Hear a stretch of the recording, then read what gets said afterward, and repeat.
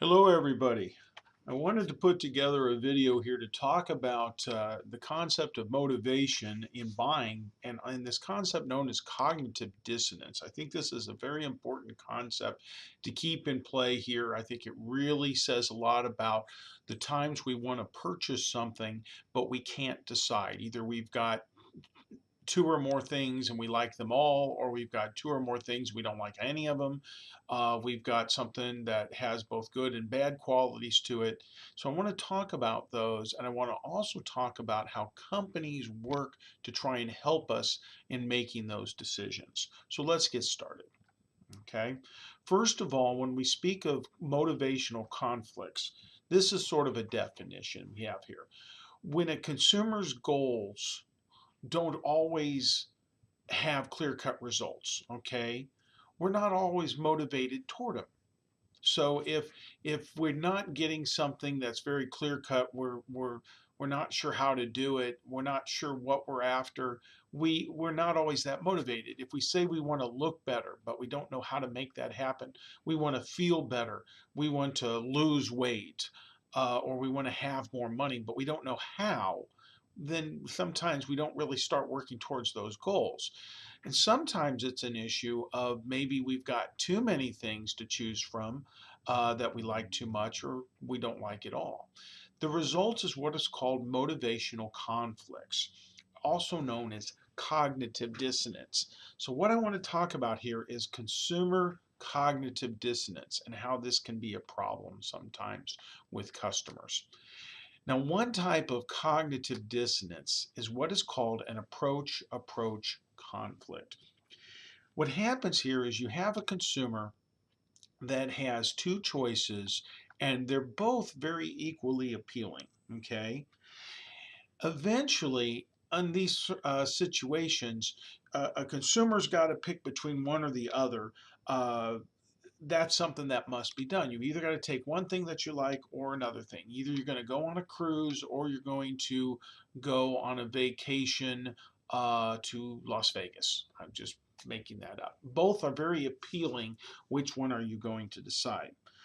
And it's sort of funny when consumers do this, whatever they end up choosing, if they want one thing to eat for dinner or they want something else and they like them both, a lot of times consumers will try to convince themselves afterwards that they made the right choice. All right.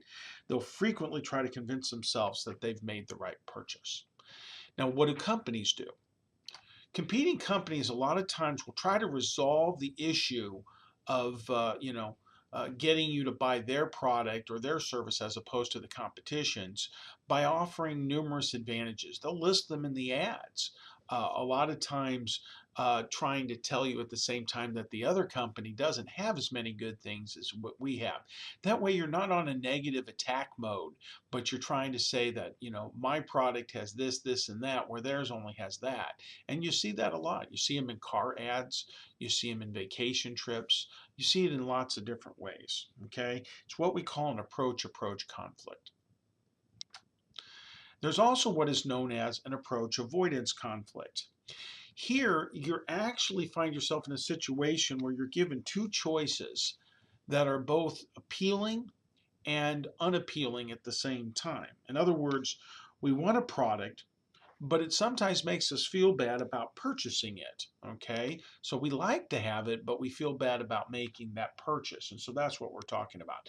An example might be something like the following, at least for me. You go and you want some dessert. You want a piece of pie. They bring around the dessert cart, something, but you know that it's not healthy and it's not good for you, and so on. Maybe you're looking at some really nice jewelry and you're considering getting something like that, but it can be very pricey. Maybe you're thinking of getting yourself a beautiful coat, ladies, but if it's a real fur coat, which would be magnificent to wear and to own, but you know what they say, what animals had to be harmed to do that kind of stuff. These are examples. Now, how do companies try to help us out here? A lot of times with these approach avoidance conflicts, the solution that a lot of companies will do is they'll try to lessen the unappealing aspects. All right. Yeah, the company knows that there's unappealing aspects to some of the things they offer. So they don't try to prop up all the good and ignore the bad. They try to decrease the bad. They try to deflate the bad. And one way they'll do it is to offer you alternatives. Maybe you want ice cream, and things like that. So we can offer you sort of fat-free ice cream, all right? It's a healthier ice cream. Maybe you want to turn around and you buy something. Basically, it can be recycled, and so companies will turn around and try and make you feel better about a product by doing that. If you want to buy a really fancy coat, maybe you can buy one that is not real fur or something along that lines, fake furs and so on and so forth. Those are just some examples of how companies will do this. If you ever work with a company, these are things to keep in mind. If people aren't going to like your product because it has some downsides, you lessen the unappealing aspects. That's what it's all about. We also have what are called avoidance conflicts. With avoidance conflicts, consumers a lot of time have two options and they really don't like any of them. Okay, neither is that appealing.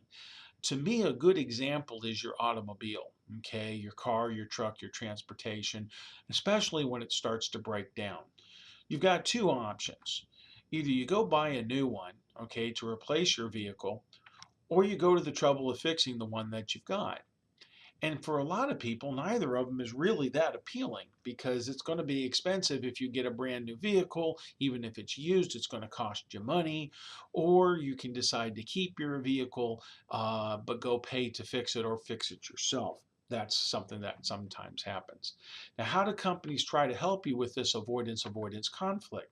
What a lot of companies will do is they'll try to lessen the bad.